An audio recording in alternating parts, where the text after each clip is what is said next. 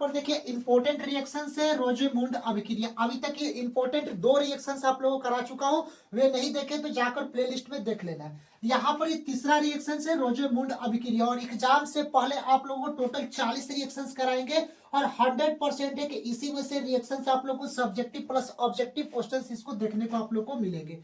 तो यहाँ पर रोजेमुंड अभिक्रिया समझिएगा। सबसे पहले एसिड क्लोराइड, जिसमें R single bond C double bond O C है, जिसको एसिड क्लोराइड कहा जाता है।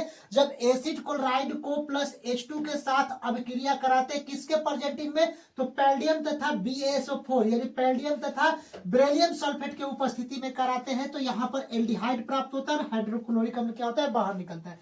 तो यहाँ पर समझिएगा कि आर और यहाँ पर सिंगल बाउंड, फिर देखिए सी, इसमें से एक H लेते हैं, देखिए इसमें से C तो ले लिए, H ये ले लिए, O, तो इसको क्या करेंगे CHO, तो बचता क्या, इसके साथ एक H बचेगा और यहाँ पर Cl बचेगा, जो HCl यहाँ पर बाहर हो गया, इसको यहाँ पर एल्डिहाइड प्राप्त हो गया, हाइड्रोक्लोरिक अम्ल बाहर हो गया।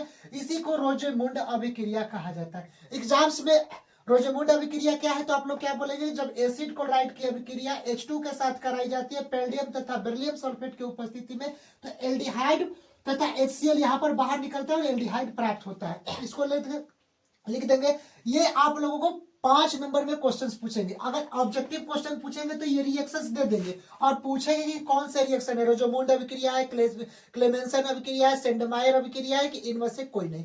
तो ये आप लोग यहाँ पर कर लेना। एक एक सारे रिएक्शंस आप लोग को बाबू कराएंगे और 100% ये एग्जाम्स में रिएक्शन जो वेरी वेरी इंपॉर्टेंट है, 40 इंपॉर्टेंट रिएक्शंस यहाँ पर कराऊंगा। नोट पॉइंट यहां पर समझिएगा कि इस विधि द्वारा कीटोन का निर्माण नहीं होता है। याद रखिएगा, रोजेमुंड अभिक्रिया द्वारा निर्माण नहीं होता है। दे देगा एल्डिहाइड का, एस्टर का, एमीन का, कीटोन का।